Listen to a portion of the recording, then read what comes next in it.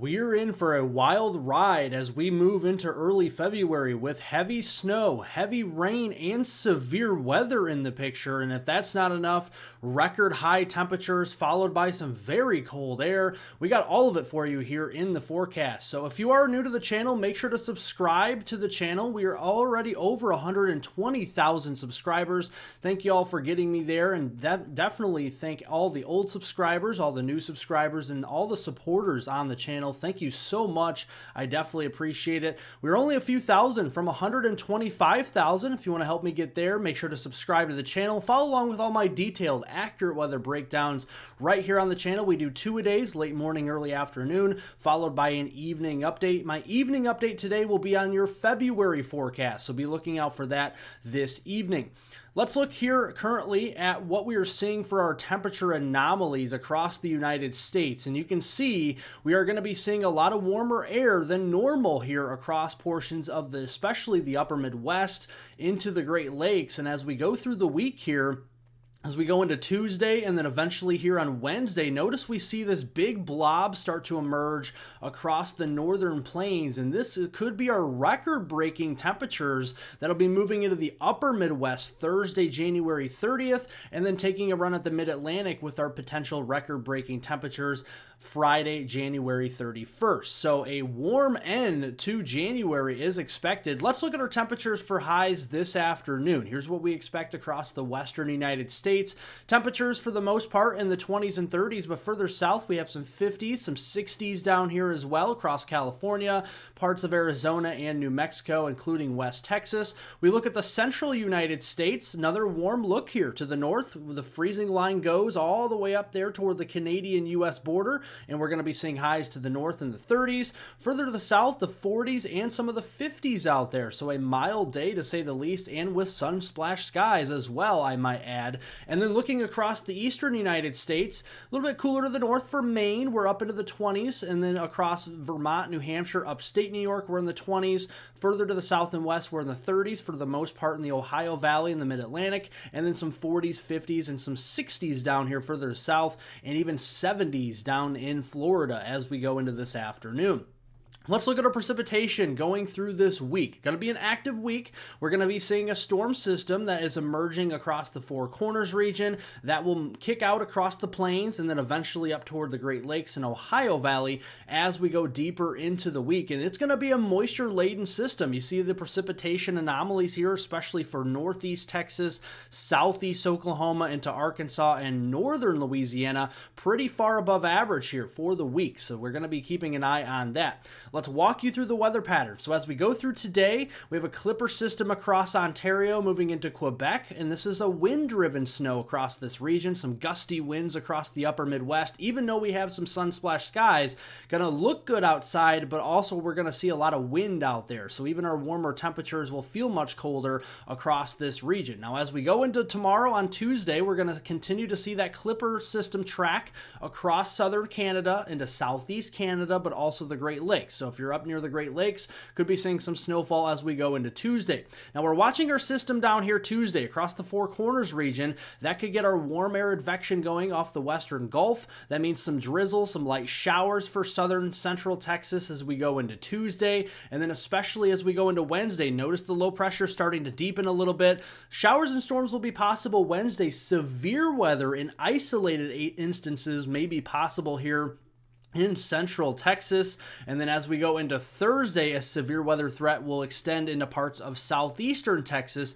if we can get enough instability. Otherwise, a heavy rain setup across Oklahoma, Arkansas, northeast Texas, and northern Louisiana will be the theme as we go into Thursday, January 30th. And then we move the needle to Friday here on January 31st. Notice with the warmer temperatures in place, we did mention record highs possible Thursday, January 30th into the upper Midwest. And then record high possible into the mid-Atlantic Friday, January 31st. And what those will do is as the storm system moves in, this will create more liquid precipitation with our warmer temperatures, so more rain versus snow for this system as we end the month of January. And looking here as we go into the first week there of February, we're going to be talking about a little bit of a change, a slower change though, of our weather pattern. We're going to have a ridge of high pressure, a little bit stronger than originally expected, So a warmer influx of temperatures will be moving further north and west into the United States. We got a trough up here across the Pacific Northwest and southwestern Canada that will be promoting cooler than normal temperatures. You can see that very well here on the temperature anomaly map. Colder temperatures in the blue, greens, and purples up here in southwestern Canada and into the Pacific Northwest, some of those actually into the northern plains like the Dakotas. And then you see the milder temperatures here in the yellows and oranges across the south and southeast, up the eastern seaboard. That's with the influx of warmer temperatures due to our ridge of high pressure building in. Our storm track will be right along that temperature gradient, what we call the baroclinic zone, from portions of the Rockies, from Colorado through the Midwest and into the northern part of the Ohio Valley, and that is our storm track. So we have active storms coming in across the west coast. They're going to track cross country across the Midwest into the northern Ohio Valley, southern Great Lakes region, and then exit across the Northeast and New England. That will be our storm track. To the north of that, we'll have plenty of cold air for some snow, sleet, freezing rain. To the south of that, we're going to have plenty of warmer air for some heavy rain and potential severe weather outbreaks as we go into the first week of February. Let's walk you through the pattern first with the European model here. We have a storm coming in on Saturday, February 1st across the Pacific Northwest, bringing some heavier snows to the higher elevations, heavier rains to the lower elevations there going into Sunday. Maybe a clipper system. We'll continue to watch that. It could bring some snow across the Great Lakes, but our main system is kind of parked up here across the Pacific Northwest. We go into February 3rd and 4th. You can see it kind of remains across the Pacific Northwest here. And then finally, we start to get a more mature system late in the first week of February, the 6th on Thursday, the February 6th, and then Friday, February 7th toward the east. Will this be a big snowstorm? Will this be a big ice storm? Could this be a big severe weather maker? Or could it be all three? Something to keep an eye on as we go into that 5th, 6th, and 7th time frame there of February. Let's see what the GFS model has to say. Here's February 1st on Saturday. We got a little bit of snow here across the Pacific Northwest, higher elevations, lower elevation rain in the green. Then as we go here into Sunday, we see more of that snow. Snow is in blue, rain is in green, and then the pinks, that is sleet and freezing rain. And notice as we go into the 3rd here on February, we continue to see that parked across the Pacific Northwest. That is of high confidence. It's going to be a slow pattern to evolve. And then as we go into Tuesday, Wednesday timeframe, 4th and 5th, we start to see a lot of energy out here across the west, similar to the European, maybe just a tad bit further south. And then as we go into the 5th, 6th, and 7th there, Wednesday, Thursday, Friday of February, a more mature system. So both the European model and the American GFS model are agreeing. February 5th, 6th, and 7th will be the time frame to watch for a more mature cyclone and potentially a snowstorm, ice storm, and severe weather outbreak as we go into the late first week of February. Now, as we go into the second week of February, we start to evolve the pattern a little bit better here. In the blue, that's where you see the troughs. In the oranges and yellows, that's where we see the ridges. Typically with troughs, you see cooler temperatures. With the ridges, you see warmer temperatures. Our storm track will typically start to evolve along the gradient between those here in the white. So we're going to start to see more storms coming in across Oregon, Northern California. Those will bleed east into the central Rockies, and then they'll start to turn up across portions of the Midwest, the Ohio Valley, and the Great Lakes. Into the south of that track, we're warm enough for heavy rain and severe weather outbreaks. To the north of that track, heavy snow, sleet, and freezing rain.